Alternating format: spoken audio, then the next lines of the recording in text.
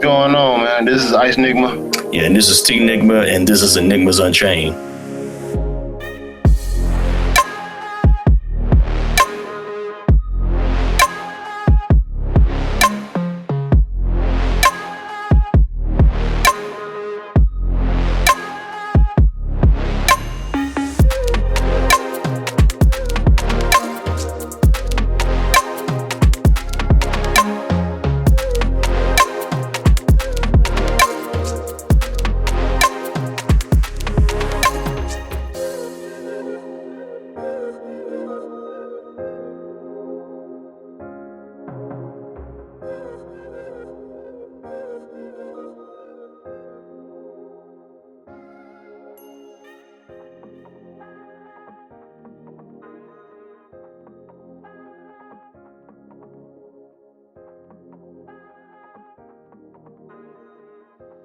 What it do, my peoples? This is T-Nigma with ENigmas Unchained, and we are back again for another episode. We're dealing with the gaming universe as it stands at the moment.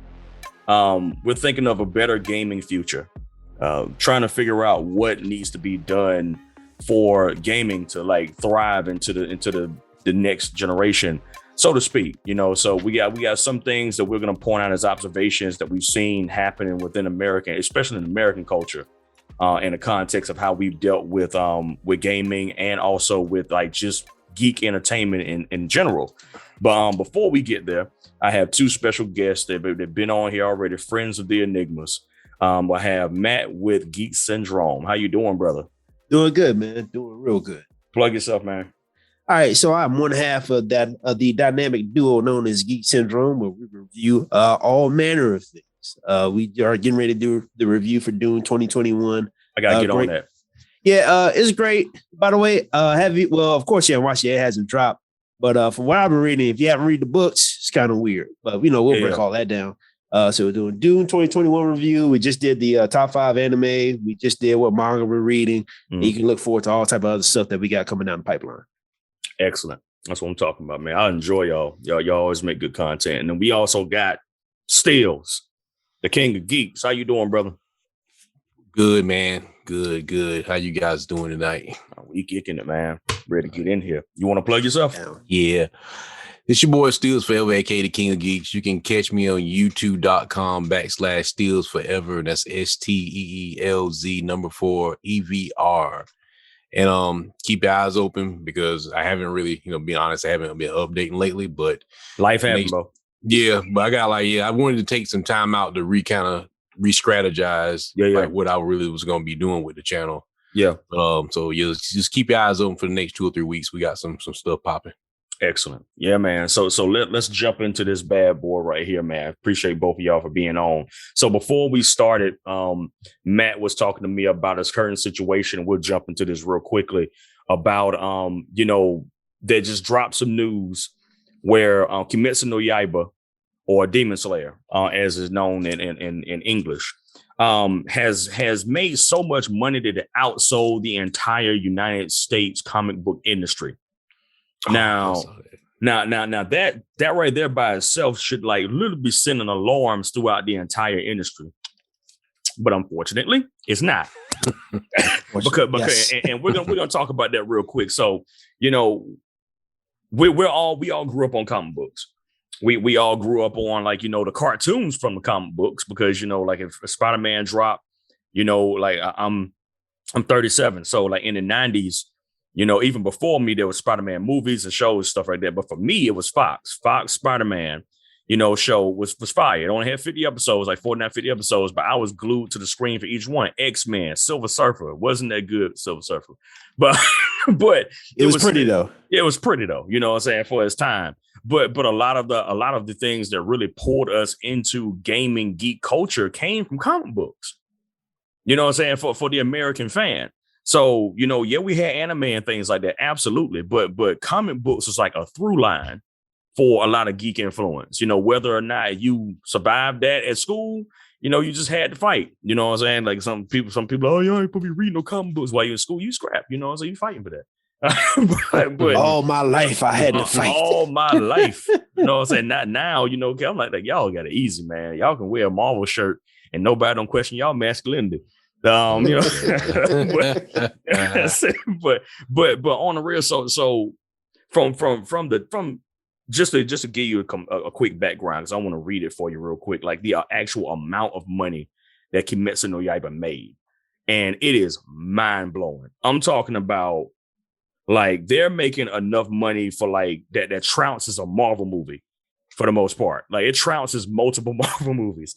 So we're talking about them making $2.6 billion as one manga. One manga. It's pretty crazy. Right? Wow. Now, that's 150 million units sold. That's madness. That's just the manga, right? That's just the manga, bro. Like we ain't talking about like all the rest of the stuff. Now, then they broke the number down. $1.1 billion of that was merchandise. Wow. Now, this is the crazy part. The comic book industry as a whole only made somewhere around 1.1, 1.0. So it made a little bit less than just their merchandise budget or merchandise profit. So talk to me, guys.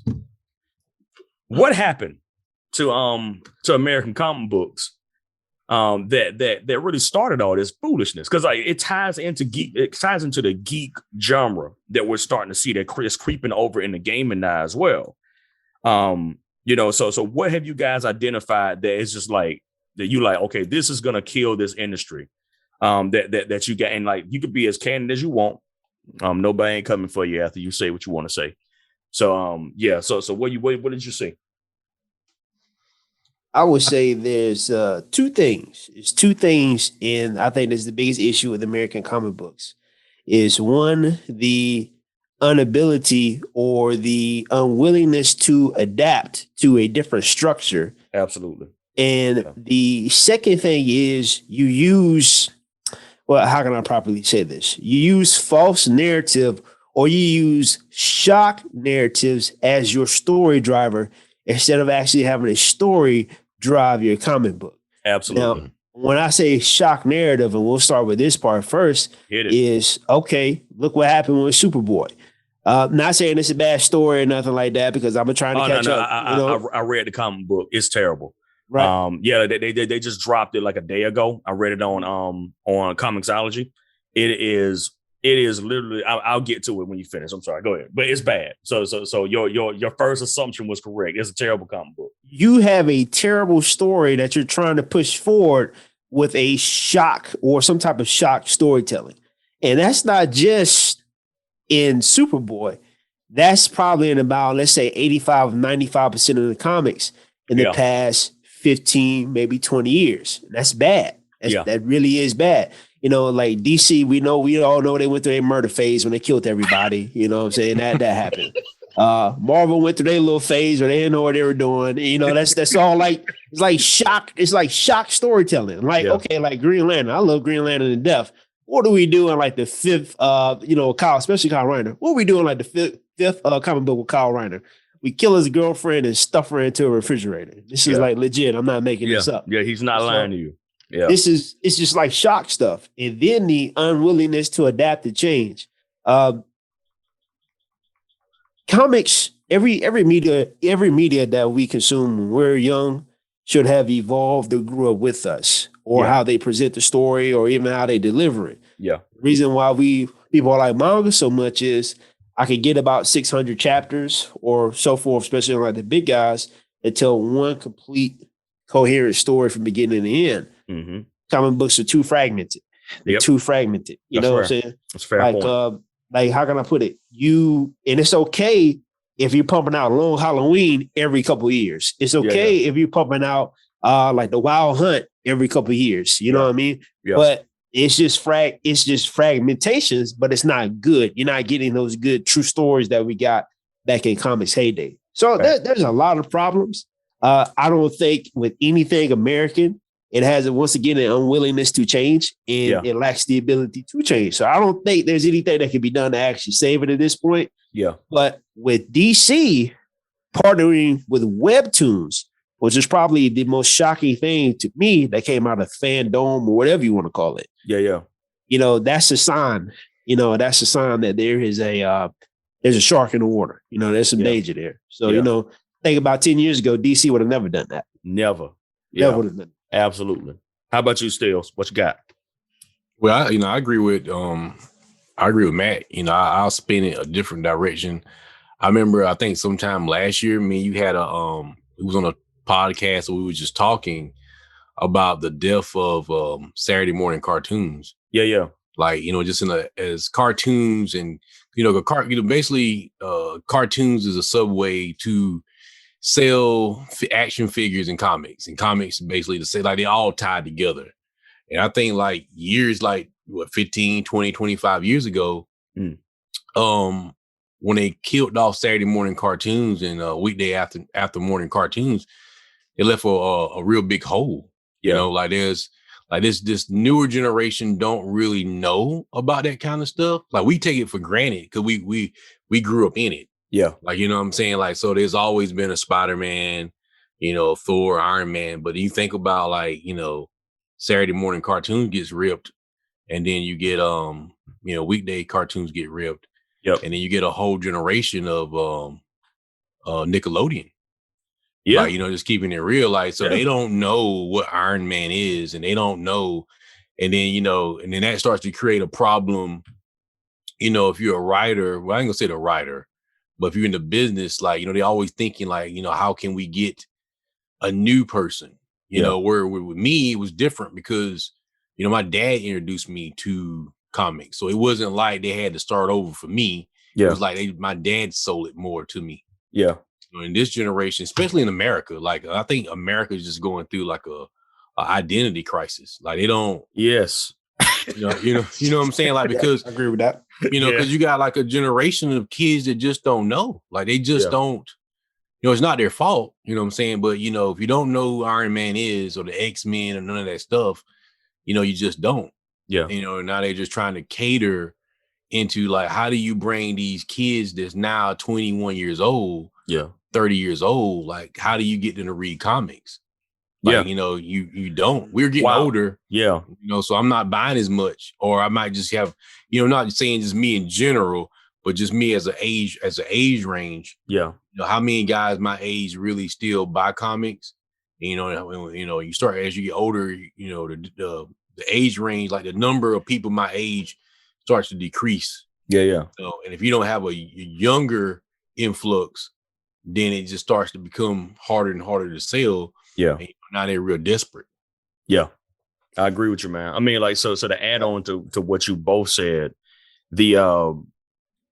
so with when it comes to the situation with as far as like it being adaptable with American comic books trying to adapt to the American West, the albatross of a lot of our media here is Twitter. And I blame Twitter because it is literally one of these sources for like moral discourse and things of that nature for this generation. It's not Facebook. It's not Instagram. It's not Snapchat. It's none of them. It's Twitter. So what happens is that these creators, even businessmen and women, executives, so forth and so on, they use Twitter algorithms to determine whether or not something is morally sufficient for them to go and chase. Good example, right around the time that Captain America was turned black, when Sam Wilson, who was already good enough as Falcon, being one of the first black heroes to not have black in his name. But they just didn't know how to write a black man. So as a hero, so they had to turn him into Captain America. Now they actually kind of went to Twitter on that, for those situations. So we're looking at an entire culture of comic books influenced by probably 1 million people. And likely most of them do not buy comic books. Right. They're just giving their opinion. So we've seen this with comic books for the last, like literally since Twitter's inception. And then Tumblr collapsed and it got even worse because then Tumblr people came into Twitter and it made it even worse because they were at least contained in a quarantine somewhere. Then then when they were allowed to come to Twitter, man, it just turned into World War Z. The just being real. Out. Yeah, bro. I mean, it went from weird to disturbing. You know, like I was like, this is kind of like, you know, because it's shippings and stuff like that. You know, that's when you start to see more same-sex shipping and other things as well, because it will come from Tumblr. The you know, so then we have situations now where they're like, you know, well, they're not diverse enough, they're not inclusive enough, and I honestly don't believe that most people who say that believe in what they're saying, because diversity of thought, I think, is more important than diversity of skin color. I can vibe with Steels and Matt because they don't think like me, but we can have a conversation. That to me is more valuable than the person matching my skin shade. When it comes to stuff like this, when it comes to you trying to build a better platform, understanding yourself, getting a better perspective on life, I think diversity in thought is very important. The problem was that when you look at American comic books, they fired everybody that was diverse in thought. And you can see that like, and you can go back to the early like 2010s when they really started pushing, like, you know, the Black Captain America, Captain Marvel being switched from the man to Carol Danvers, who was Ms. Marvel, who was perfectly set in her role as Ms. Marvel. Then how they covered up the whole thing with Ms. Marvel being the first female, and it's like, no, Monica Rambeau was actually the first female, and she was Black, but apparently, you know, we ain't gonna get into that on this particular episode. You know what? Let me. I'm gonna jump in and say this. Yeah. You know who got the right idea? Because especially when you brought up Twitter, you know who got the right idea? Who don't listen to nobody? It still does great. Nintendo. Oh yeah, Nintendo. Remember, Nintendo's. Let's slide in that real quick. Yep. Yeah, go ahead. Nintendo. Everybody's like, oh, we want a female Link. We want a female Link. Nintendo said, hell no. Everybody's like, Toriyama, we want Vegeta to win something. Toriyama's like, hell no. Vegeta ain't winning nothing. You know, that's a good point but see, okay, let's be on it. Like what I was saying about the kids. Mm-hmm. So it's like when you go to Twitter, right, mm-hmm. and you ask these kids, you know, let's say, what do you think about this with Superman or Batman or Iron Man? Well, you know, you're dealing with a generation that don't know anything really outside of that. Yeah, like they know Batman, Joker, Spider-Man, Venom. Mm-hmm. You know, Logan, because they did a lot of Logan stuff. Yeah. You know, too much. Right. So, you know, so they know that. Like they know surface level stuff. Yeah. And I had me and a guy was talking about this last week, real heavy. And I was like, well, you know, if you was really a true comic book head, or you was very knowledgeable at some level, then you would already understand that, you know, Wonder Woman has already existed. You know, Zane from the with Jill from the Wonder Twins already existed. Yeah. And all these different females. Yeah. Like they, you know what I'm saying? Like, you know, Zatanna has always existed. Always. You know, Scarlet Witch has always existed. Always. So you wouldn't know. Those are more what I call comic book head characters. Yeah, yeah. So you would have had to have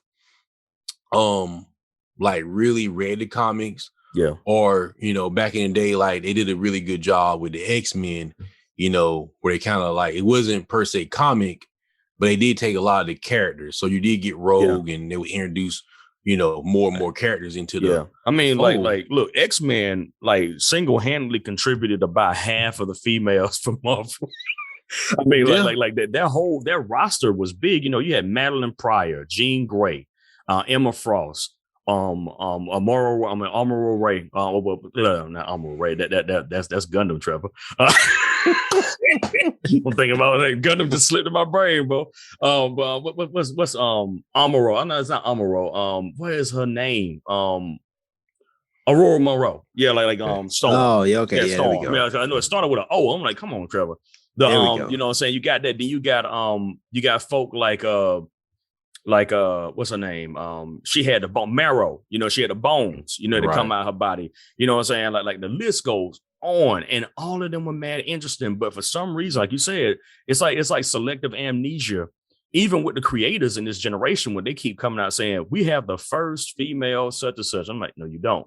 Well, you know, that's a little bit of a trap too, right? Because you know, we talk about like first female, this, that, like so I'll be getting my mind and my body ready for doing 2021. Fridays will be a great day. Right. And I read like a lot of reviews. You know what's the theme and like all the reviews? well, not all. Like, hey, Paul is a white savior. Why is he in this movie? Right? Yeah. Like legit. Like if you read the reviews, you'll see it. They've never read the book. Like so they don't understand that like Doom is kind of like a deconstruction of the hero archetype. Like that's the whole existence of Doom. Doom was built around that. It was built around taking the guy and showing that one guy can't do it alone. Thank you. Paul can't even make his first steps in just like life. You can't even take your first steps without your mother. Paul can't do anything without his mother. Yeah. And it's just like it's that narrative push. And like I say, if you don't know about the history of comics, or if you don't know or even have like surface knowledge, you're not going to realize that the representation is already there and that a lot of these dudes were forward thinking. I think when people think of old comics, they go all the way back to like, in its inception in like what the 50s or 40s, the Man of Steel, like stuff like that, instead of like what really happened like during like its heyday when comic books really took off. So most of it, that's a real good point, man. Point. I mean, so like, wait. Oh, I'm gonna go over. Go ahead. No, because like in Asia, see, they don't. There's nothing there that severs. Like your children. You're a child. You grew up, reading manga, watching anime, and you buy like, how we was talking about the Devil Slayer the Demon Slayer. I'm sorry, doing so well, but it was like kids down from like toddlers, 2 years old, buy like the little plushies. I figure, all the way up to 50, 60-year-old men and women. So their childhood grows with them. Yeah. Kind of like how ours. So we was like a very unique generation, for a couple of generations, because you didn't never stop reading comics and you never stop playing games and things like that. So you kind of like, you kind of take on like a more of an Asian type mentality. Yeah. Like, I done went to college. I have a job, but I'm still watching Demon Slayer tonight. Yeah. Facts. You know what I'm saying? Yeah. I'm still going to jump on this Zelda on my free time. Yeah. And so, in America, there was a spell for years. Like I'm probably, I didn't really notice it because I'm off in college, but there's almost a 20-year window to where there's like nothing. Yeah. There's I'm not knocking all the Nickelodeon shows because I like Coward the Cowardly Dog and stuff, and certain stuff they were showing, but it was kind of like little comic relief type shows like Bugs Bunny would have been, something where it's more just for shits and giggles. Yeah. Like you look at it, you laugh. Yeah, you look at Nickelodeon and Cartoon Network right after 2003 is to me when the net collapsed. Because you think about what Cartoon Network and Nickelodeon were actually trying to do. Nickelodeon was already at that spot where they were like just doing kid shows. Cat Dog, Rocko's Modern Life. They had SpongeBob SquarePants. That was the best thing they had, like from 98 all the way up to like the late 2000s. So the late 2000s, like close to 2020 almost. But you look at like Cartoon Network has always been my barometer for when I saw our culture die on TV. 1990 was 1995, 1996, when Toonami Bone jumped off. And we were getting, Dragon Ball Z and all the rest of these joints in the afternoon. Then, they had Adult Swim where they would drop Inuyasha, Yu Yu Hakusho, all the rest of them joints at night. Then on Saturday, oh my goodness, on Saturday you got Justice League. You got Justice League and Teen Titans. Some like literally top 5 best American animations ever done is Justice League. You know what I'm saying? Like that's rated and approved. Like let's not even get it twisted. Then you had Batman Beyond. You know what I'm saying? You had Batman Beyond do a good run for a little bit. You had all these joints like kicking, and all of a sudden it just stopped. Like it was like 2003, 2004. And then what we got is like Eric and whatever the dude name is, Super Show or something like that. I hated that show. But apparently lots of people loved it. I just could. I was so stuck on the fact that I had anime and I had dope animations from America that you slide this goofy looking white dude into my DMs and tell me to laugh. I don't want to laugh. Now we've gotten to the point we got like Black Jesus got a show. I'm like, stuff like you went from Gundam Wing and Dragon Ball Z being our afternoon when we got home, and Yu Yu Hakusho being our nighttime and our afternoons. Because I remember they were released the heavily edited one during the day and the less edited one at night. You know what I'm saying? So, because like, he went in there. You know what I'm saying? Said, damn in hell in that one. Yeah, he cursed. Yeah, like Yusuke was a savage. Then we got Rurouni Kenshin, that dropped like in the late 2000s, in the early 2000s as well, that dropped during the middle of the day. You know what I'm saying? So but it just stopped. It just immediately stopped. And then what we got was, I forget the name of the spy. It's like some type of imaginary, whatever name, that thing. People loved it. I mean, my homeboy, like Ice, like it. You know what I'm saying? Like my co-host, he loves it. He loved it when it came out. We got like Chowder and the rest. I was stuck because I'm like, this stuff is trash to me because I want anime. I had all these freaking great stories and stuff like that, these great characters, and you give me slop. You know what I'm saying? So then that you take that same mentality.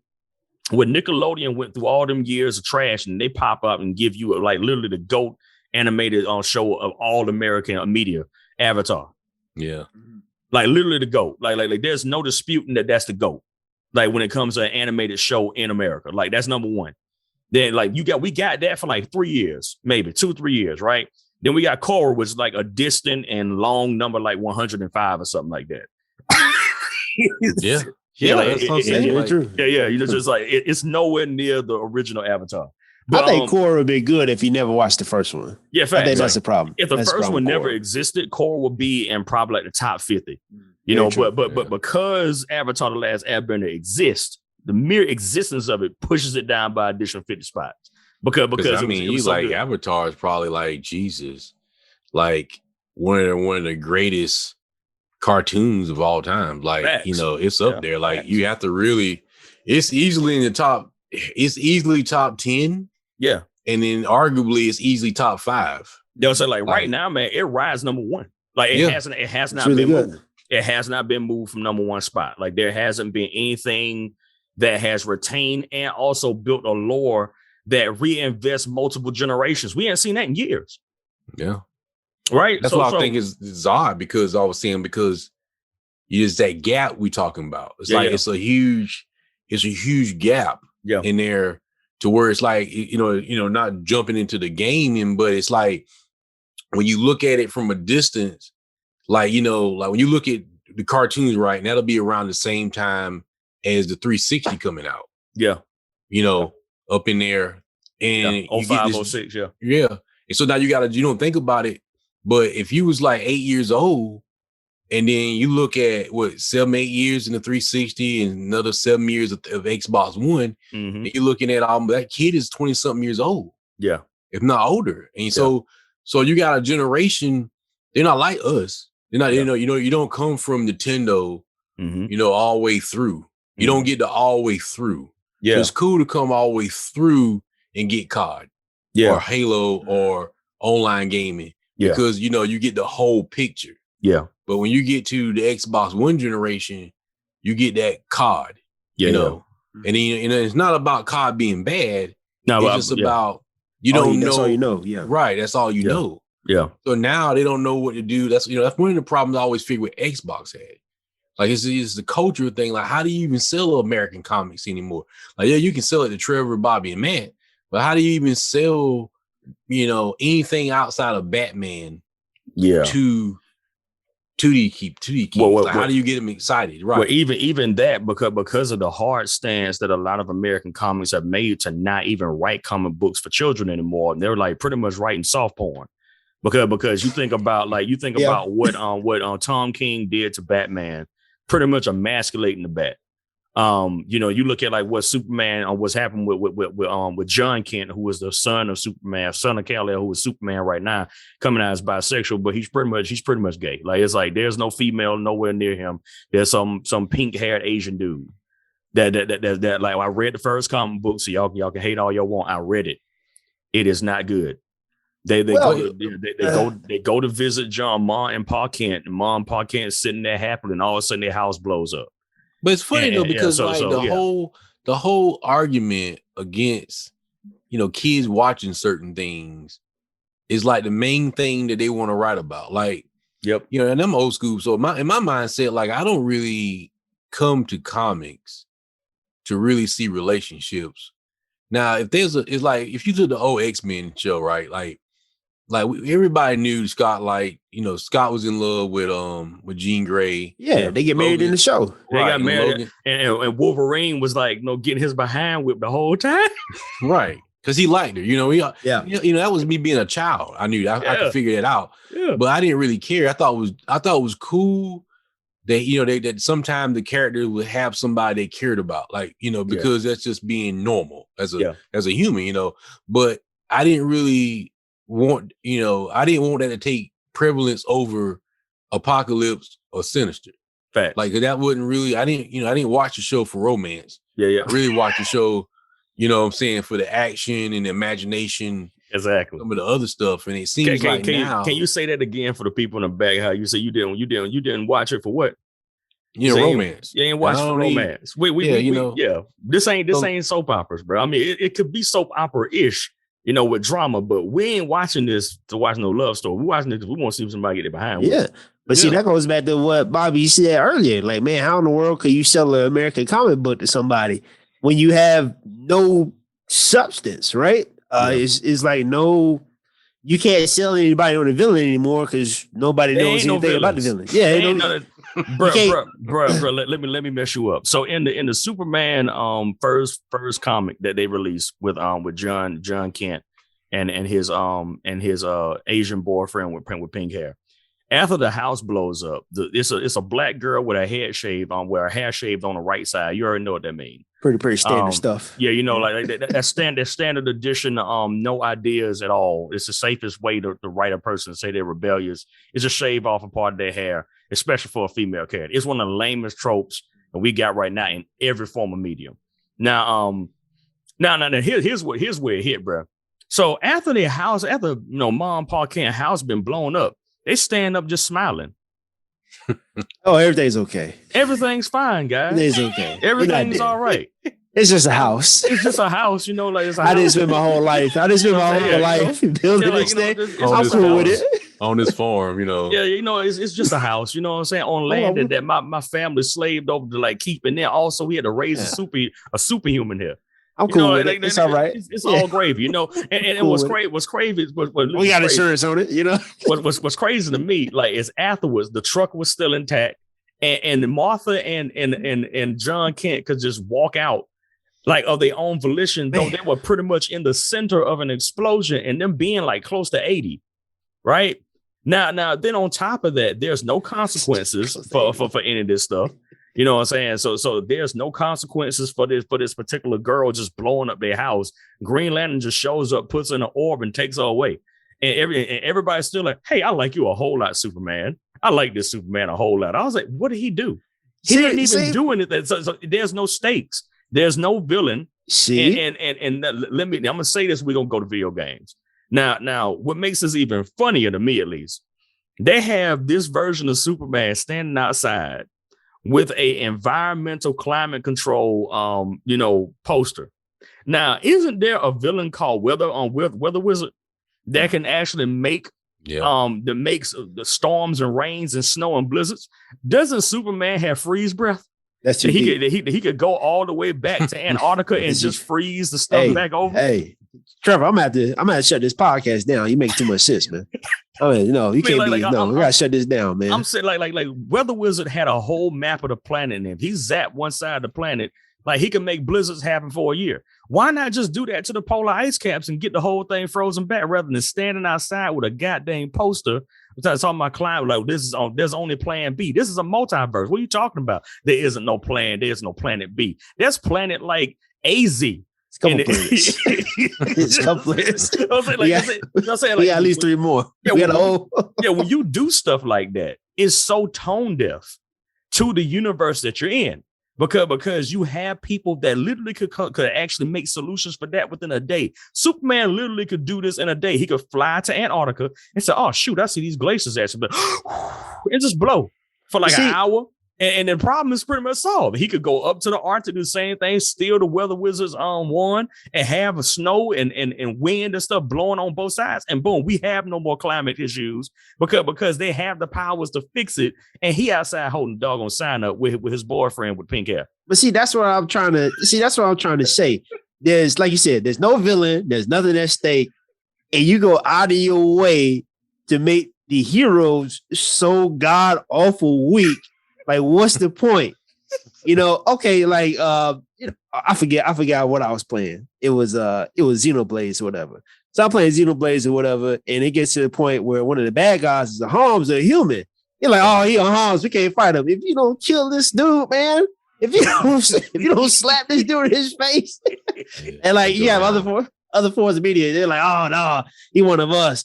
Oh, I forgive you, man. If you don't lock this dude up, man, knock his teeth out. And that's one of them things too. Like, so like let's officially jump to video games and talk about the industry. So with that same energy, what you were talking about earlier with Nintendo, it's pretty much just being like, yeah, screw you, I make what I want. You know what I'm saying? Like that particular mentality is a double-edged sword, because Nintendo is notorious for making the same game, but then they're also notorious for making something new. So Steels, talk to us about Metroid Dread. I mean, it's amazing. I'm at the end. It's like I was telling the guy today. Like, the probably one of the ropes I heard the most is hard. Well, but that's standard. Yeah, but like it goes back to I was saying, like, you have to look at where you're coming from. Once I played it, I'm just like, well, it's hard in today's conversation, but if you look back when it came out, then it's not really that hard at all. Right. It's just like we're just conditioned.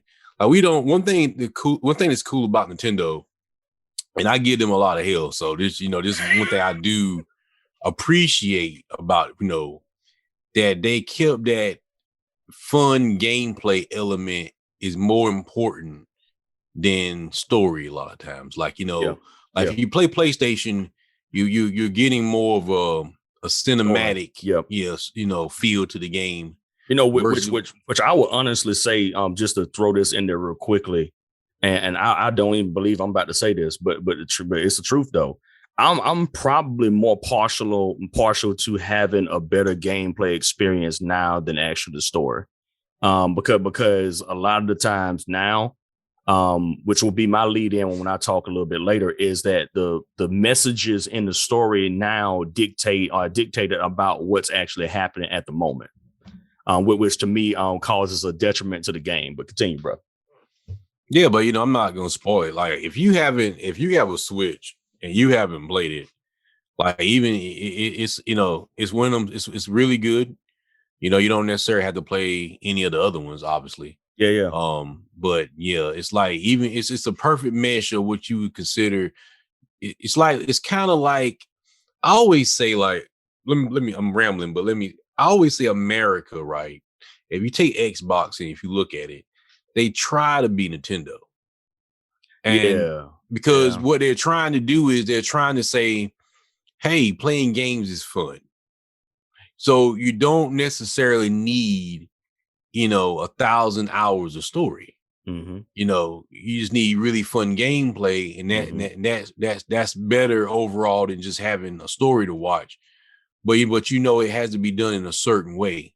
Yeah. Like, if you play Metroid, you don't get a lot of story, but the pieces that you do get hit so hard that it makes up for it not having a lot, if that makes any sense. Like, you get a little bit of the intro and you say, okay, I like that. I don't know what's kind of going on here. When you keep playing, and it gives you a little bit, like a 30 seconds, a minute cutscene, not a lot, just enough, because you don't want to break your, what's the word? Like, you don't want to break immersion, right? Yeah. Of you in the game, the gameplay itself. So you go in, you come right back out. But when you get to the end, you're like, wow, that's crazy. Yeah. Like, you know what I'm saying? And it just ties up everything. And I didn't find myself saying I need more story. Even though there wasn't a lot of story. Yeah. It didn't need to be a lot of story. Gotcha. Like, 30 minutes of cutscenes basically told the story. What's the replay value on it so far? What you think? Oh, there's a lot. If you one of them guys that just like to sit around and find everything and go back and and stuff like that, it's definitely, because you can speed run it. Yeah, it's one of them games where it's hard at first, and then once you learn the patterns and things like that, you'll jump back in and, and play it some more stuff like that. So the reason why I asked you that is because one of the things about the future of gaming, especially like after watching like the trends and manga and things of that nature, if there is no way for a person to connect with the character, whether it be their art design, the way that they actually function as a character, then whatever you're trying to do is dead in the water. Now, so that means that for the future of gaming, there has to be more compelling universal characters that people are going to develop. Now, I would say PlayStation has Aloy. Aloy so far is probably going to be the poster child for PS5 once she drops with Horizon, the Forbidden West. So like that's my prediction. I mean, no harm to anybody else's game on PlayStation, but I think that Aloy is going to be the face of PlayStation for a while because her character is immediately adaptable to everybody, and she's the easiest one to adapt into multiple forms of media. So we've seen like variations of her world in like Monster Hunter and in anime and so forth and so on. Like, I haven't seen that to Nathan Drake. I haven't seen that happen to Kratos. Kratos is close, but there's a limit because then you have to include Atreus.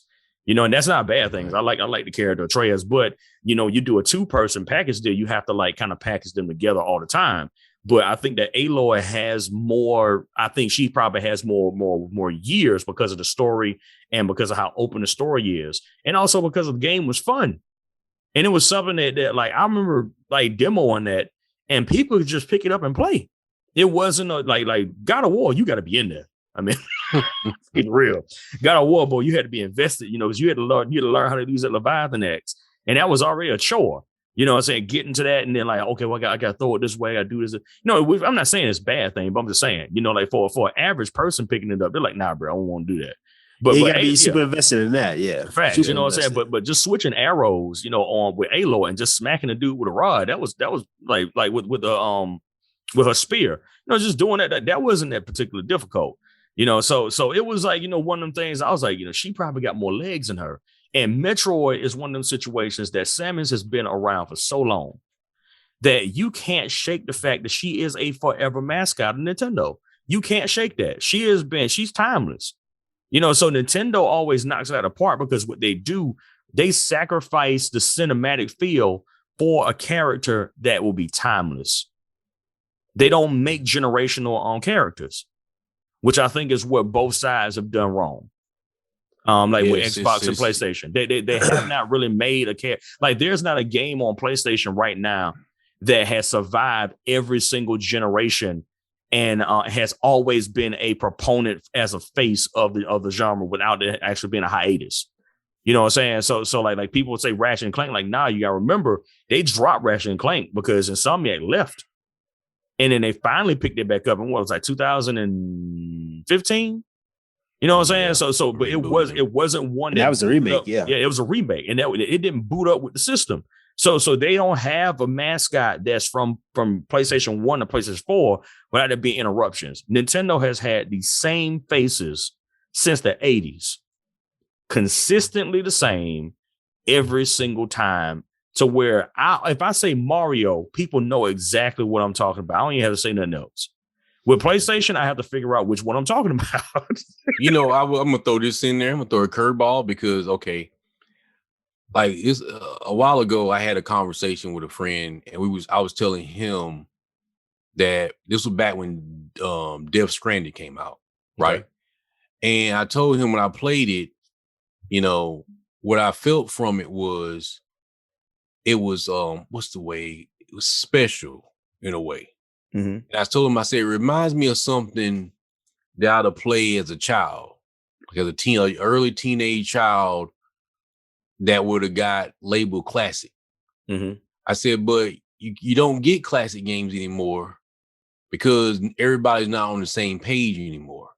That's true. It used to be where we wasn't like high minds, mm-hmm. but everybody's bar was kind of set into the same thing. So you would look at it, like the fan base came out and crowned Zelda king.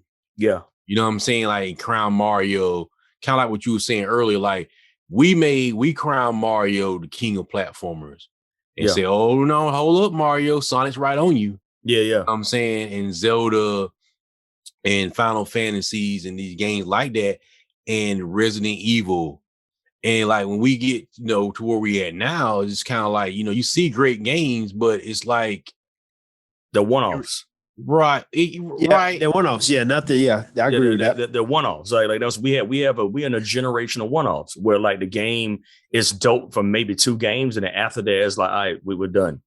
We don't want it because it's so, I mean, it's crazy to me because it's so story driven that it's not. You know what I'm saying? So yeah, like that. I think it's like that too. And I will say this. I think it may be like that because Final Fantasy has that ability. Like, okay, like Final Fantasy is a very unusual type game because it's heavy story driven and it's been out since the original Nintendo and it's still relevant now, but none of the stories really connect. Yeah. And so the game stays fresh no matter what generation you're in. Yeah. Well, you gotta look at like what they did right was they established Final Fantasy as the stamp of approval. Like this is okay. If you look at Final Fantasy X, you could call it the story of the Aeons, but it's got the Final Fantasy stamp on it. And so that in a way ensures quality, like the golden seal. So I think that's how they get away with it. I don't think anybody else can do it, or it'll take a while for them to get to that point. I'll add an additional thing to that. Once again, what do you remember about most of these Final Fantasies? The characters. Yeah, very true. The character. I always say that the whole story is based off the villain. Yeah, I mean, well, like, the character, the villain, and the hero, and then the side characters. So like with Final Fantasy, each one that I remember distinctly, I agree with you, Stills. It has to deal with the doggone villain, Kafka. You know what I'm saying? Now it's so we all know there's nothing special about Cloud. No. It was Sephiroth at 100%. Yeah, it was like, who in the world is going to beat up Sephiroth? That was pretty much what it ended up being. You know what I'm saying? It was a Roddy Piper effect. Roddy Piper's like, I didn't need a belt because I was so hated that people paid to come and see me get beat up. So it was that situation where we're like, okay, that makes sense. But in today's society, we don't make good villains. And when we do make villains, they're like based on The Walking Dead. Which honestly, no offense to The Walking Dead, is a cast of massively forgettable characters, stuff like maybe 4 of them.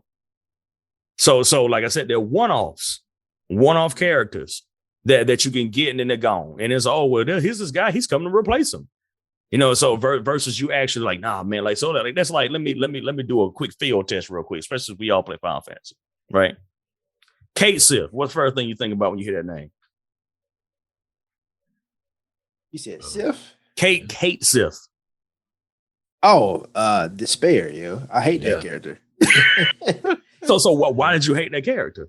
Yeah, he was just annoying. I don't know, man. We talking about from Final Fantasy 7, right? Yeah, Final Fantasy 7. I just saw him, man. I'm like, yo, look at this dude, man. I got Buster Sword Cloud. I got Fisticuffs Teeth over here, man. I got Bear with a gun. I got this cat. Do you remember why like his character was designed that way? No. You remember who was behind Kate Sith? You remember who was the person that was controlling the robot of Kate Sith? No, I can't remember. He was working on the Shinra board. It was Reese. Oh, okay, yeah. Look, it's been a long time, man. No. You good? No, I'm gonna do. It's a quick refresher. The reason I brought him because that's normally the first people like, man, I hate that dude. But then they can give you reasons why they hate him, right? Yeah. But then and on top of that, you should hate him. Like that was the whole point. You're supposed to not like this dude. You could tell he was phony because he was. He's on the Shinra Council sitting beside like Rufus and the rest of these folk that are plotting the destruction of the people you playing with, and he's spying. He's acting like he your homie. Yep. You know what I'm saying? Like that even without you remembering most of the character, you got the point. The point was Kate Sith was a fake dude. Now let me throw another one out here. I'm gonna see if I can pull another one, another rabbit out the hat in Final Fantasy.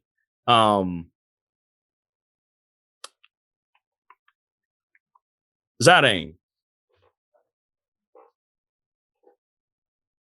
Which Final Fantasy was he in? That's 9. Okay, that's 9. Oh, I never finished 9. My bad. That's messed up. You should have finished it. Look, I tried 9. I tried all I could to finish 9. I did. 9 was actually pretty dope. It was a crystal now on Final Fantasy. It was actually about the crystals. Now. So let me forego him then. So let me throw in Jet. Oh yeah. So what's the first thing you think about when you think about Jet? Yeah, drunk. That's first thing. Drunk. And what did he do? What do you do? If you think about Jet, I guess he was like the driving force to push Titus forward. Maybe. All right, cool. So now let me flip it. Let me flip it on his head now. Okay. Now I'm gonna come current now. I'm gonna come to current games. Okay. Now, what about what's your boy's name? Oh man. Give me one moment, because I gotta look up his name. I just want to prove this point. It's like one-off characters, like fun game, but one-off characters. Now, Zoran Lazarevic. Yeah, Zoran Lazarevic. He was the main villain in Uncharted 2. What do you remember about him? I just remember wanting to kill him, man. I didn't really think too much about him. Sometimes when I get in the game, I kind of get in that I get like in that motion. You know what I mean? Like I don't care what his motivation is. Yeah, I gotta just I gotta knock his block off. So you just proved my point. We had characters where we understood their motivations and stuff like that back in the day, and we still want to get rid of them. Now it's just aim and shoot. Oh, well, I'll be real with you. I think with me, and I think we can probably say this for a lot of people. I think it's caught up in villainy nowadays is that you don't have real villains. You have these people that have post-traumatic stress disorder, and they inflict their trauma on other people. Yeah. And they try to tell a story. Oh, you should feel bad for them. Hell no. Just because you got trauma don't mean I should accept your trauma. And that's people like that, I just kill. And that's what I'm saying. That's what I'm saying, bro, is that like when we look at the current state of gaming, does not make characters that will last beyond maybe 1 or 2 video games that people really remember. There's a few, but there's a few. When I say there's a few, that's probably like a handful of characters that like a person, oh man, that was such a great character. I can't think of many characters from this generation that are like that. I can't, now as you mentioned it, now that I really think about it, I can't think of too many characters or villains in video games. I can say, yeah, I'm gonna hate this dude forever. Like I just finished Tales of Arise, and Volron was the main enemy. Like, that dude was just, a generic villain. Yeah. Like PTSD, and he just tried to inflict his trauma upon others. I said, well, I got to kill you because I'm not accepting that. It was a Plethoros. As soon as he came out, I said, oh no, it's bootleg. Another clone, man. He got a long sword. So that's what I'm saying, man. Like, so you look at like the state of gaming. So let's flip this back to manga real quick that we were talking about earlier. Kimetsu no Yaiba's villain. Absolutely terrifying. I mean, first time I was like, yo, this sucker is gonna be a problem, right? Now, then you go to like something. I'll even throw Dragon Ball in here because Dragon Ball is timeless. I mean, I don't particularly. I think the story is bleh, because especially like when we out at a place where these people are from a planet called Cereal. I checked out. I was like, these suckers from a planet called Cereal, bro. There are lines you just can't cross in storytelling. You don't cross over and call the planet Cereal, but that's just me. But even there, you got Frieza, right? You have Cell. You know what I'm saying? And as cool as Cell was, he pissed you off. You're like, this sucker is trash. You know what I'm saying? Like he was petty, and you remember those things about him. So it's gotten to the point now where, like, for me, when I look at gaming and especially with the examples of things happening around us in entertainment and media, if you do not make a character that does not connect to the audience, to where a young person, a middle-aged, and an older person say, that's actually a dope character, it's a one-off. And you won't stand the test of time because so what I'm seeing now, because like PlayStation, is doing pretty good, right? We all agree we'll get the Game Pass in a moment. We all agree that Xbox is like just trying to figure out how to keep the straw above the water. You know what I'm saying? Just to keep some air in their lungs. But here's the problem with PlayStation. And I want you to consider this and give me some feedback. Because they don't know how to make characters that are not one-offs, they're forced to overwork themselves and they end up spending more money. The Sean Layton said it best. He said AAA development gaming the way that it is proposed is too expensive. The reason that it's too expensive is because we have not created people or characters or things that are actually timeless. His words.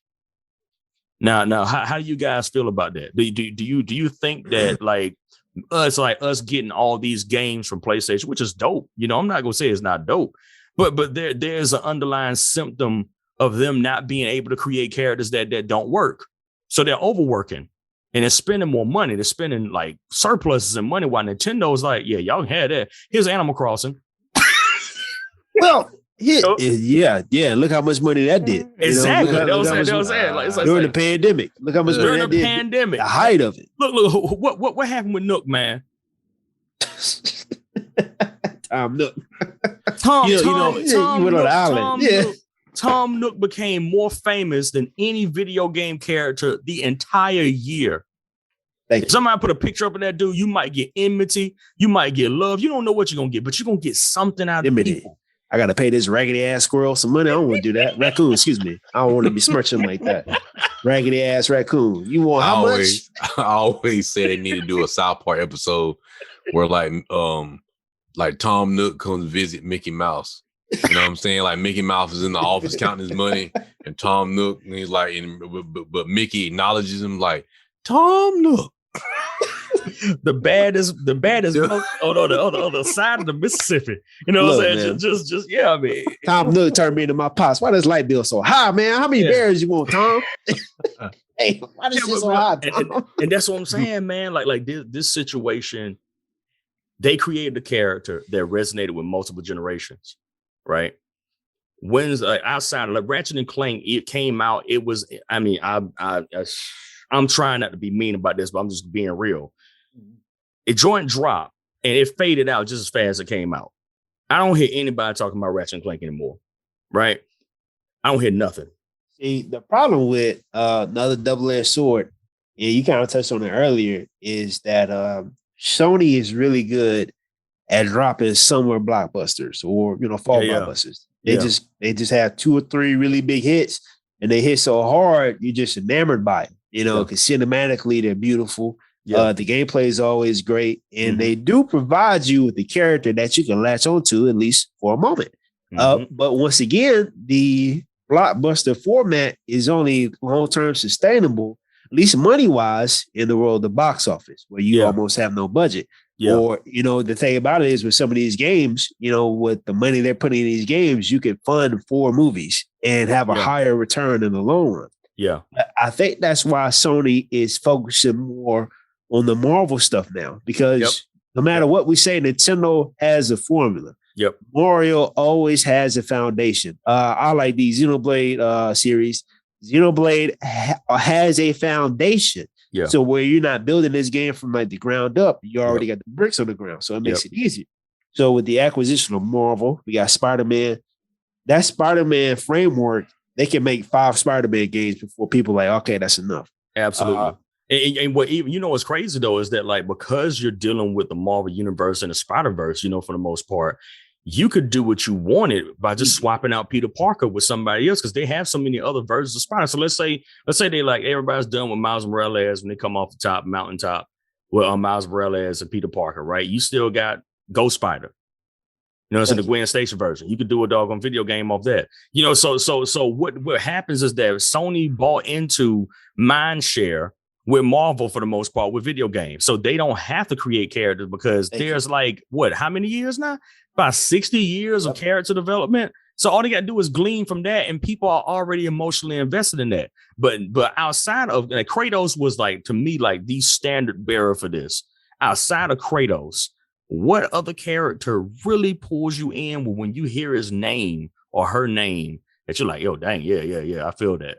Now, what I'm saying? So, yeah. Here's the thing, too, stark contrast between Marvel and Kratos, right? To make a good Spider-Man game, Okay, so for instance, like you said, all these Spider-Mans, you could keep Miles Morales' story, but hey, this year we're making a Spider-Man 2099. And the only thing you had to do is change the way the buildings look, add some neon lights, change the suit, change the enemies, and add a couple new mechanics, and boom, you have a groundwork there, right? Yep. And you're not spending all this money in development because the foundation's there. Yeah. But in God of War, due to the expectations that you set, that blockbuster expectation, you got to double up every year. Yep. You got to double up. You got to put more time. You got to put more mechanics. The Blade of Chaos, that's only great for this one. Now, what other weapons from the old God of War? What we gonna get next? Yeah. Yeah, what's next, man? What's next? So that's their problem. It's the Ubisoft curse, bro. I mean, like Ubisoft, like they dropped Assassin's Creed 1 Fire game, right? And then we had to wait 2 years for Assassin's Creed 2, right? Assassin's Creed 2 dropped one of the best freaking games I've ever played. I love Assassin's Creed 2. Then all of a sudden they're like, hey, we're gonna give you Brotherhood next year. I'm like, okay, so too much, yep. So I'm playing Brotherhood, and I'm like, okay, it's pretty dope, but it wasn't as good as 2. So then they, how about Revelations? Did they throw Revelations out? Well, that's still fun. You know what I'm saying? Like, but it's not 2. And then they drop 3, and 3 is trash. You know what I'm saying? Like, and then they're like, oh, this is the end of Desmond's story. So we have this situation where once again they've been trying to resurrect the dead with Assassin's Creed. That's why I call it the Ubisoft curse. They had something beautiful, and then they kept abusing it rather than letting it rest. Like that situation with Desmond, if they'd have just done it every 2 years, bro, they would have been in a far better state.